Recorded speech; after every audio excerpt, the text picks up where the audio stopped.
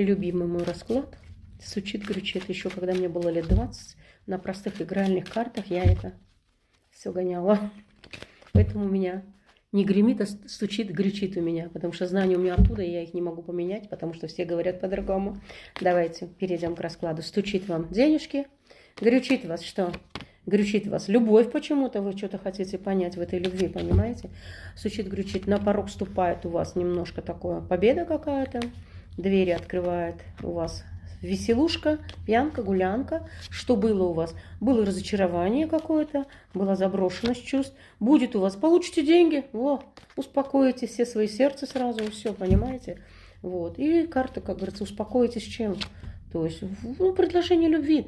Вы, то есть, в этом раскладе, да, получаете и любовь, и деньги. Но немного у вас есть тут какой-то вот притыч, как я говорю, да, разочарование какое-то. Но оно пройдет.